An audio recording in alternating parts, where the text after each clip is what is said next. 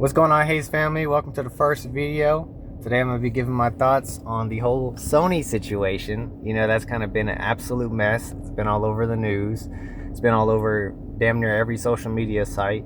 So I'm going to give my 2 cents on the whole situation, including with the Xbox. Me personally, I am an Xbox fan. I know that can have a lot of downsides, but you know, I've been playing Xbox since I was single digits. And ironically, though, my first game system was a PS2. And for whatever reason, just after that, I just ended up going the Xbox route. I think it was just because parts of my family had the original Xbox, and then I got the 360 as my own first game system. And I think since then I became a fan, especially when Grand Theft Auto had came out. And the way that Sony's going, I think they've had it coming. And I'm going to be honest, I think they've had it coming for a long time. I don't believe that they've been putting the fans first and the customers first, and I'm very grateful, and I'm happy for the people that have been seeing things for what they are. And you know, the fact that Sony is just really just trying to grab some money and it be just a money grab, you know. And at the end of the day, that's bad for the consumers and the people that ultimately, you know, made Sony where they are today. The whole situation with them getting rid of the disc, I think, is one of the stupidest things they could have did, especially with them trying to be a hard ass and double down on that shit. So you know, I've been seeing major backlash, and you know, I'm part of that team that's not for that. I'm not personally a Sony person, but at the end of the day, you know, I stand up for all gamers. You know, at the end of the day, we all have similar interests and hobbies. And the fact that Sony's trying to go the whole digital route to where they basically have complete control over the ownership of the titles that we purchase, and whether or not they decide to delete them. And that goes for movies too. I know Sony's kind of been in the heat with that as well. Thankfully, I haven't really purchased movies from Sony. I didn't even know they really did that. But I have had some experiences, I think either with Amazon or YouTube, I'm not 100% sure, where I had purchased a movie or two and then the shit was not there anymore.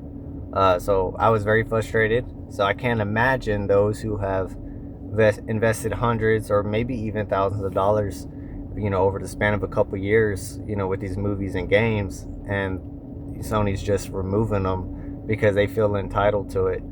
I think that's insane. You know, at the end of the day, it's almost as if you're just renting the game. And it's misleading. It's very misleading. I feel like it's very slimy.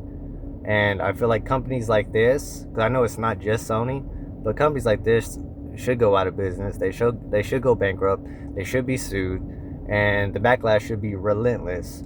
I've been seeing a lot of comments on, shout out to Tyrone Magnus. That's one of my favorite YouTubers to watch.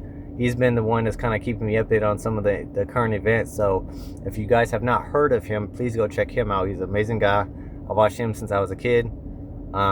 And he's been talking about the major backlash that's been going on with this whole gaming situation, especially with Grand Theft Auto 6. I'll speak more on that on a future video. But we know Rockstar's got their own little heat with that. And I'm hoping that Sony will get their head out of their ass before it's too late. Because at the end of the day, this is it affects everybody, whether you're an Xbox player or not.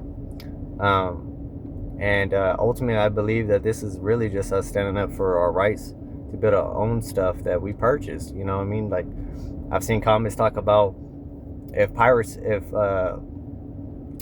buying is owning, then piracy isn't stealing. I agree to that. That's definitely true. And I feel like if we don't start speaking up about it now, we don't start providing that backlash, you know, when it's necessary, then the companies are going to continue to take advantage of us. And it doesn't just go into the gaming industry, but in any other industry. And it's getting to a very dangerous time. But this is the time when, you know, you got to hold the line, as the customers say. And I'm all for that. I stand by that 100%. And so for those that are doing that, keep standing strong. You're doing the right thing. We got to teach these companies a lesson. And at the end of the day, we got to teach them that, you know, the whole reason they're even as big as they are is because of the fact that we've, you know, given our money and our time and our resources to that company over years and years. So, you know, every once in a while we just got to check them. You know what I mean? Let them know who the big dog is. It ain't them. So I'm very happy to see that people are kind of starting to open up and see that. But other than that, guys, I'm going to go ahead and let you guys go. I love you guys. I appreciate y'all. Stay tuned for the next video.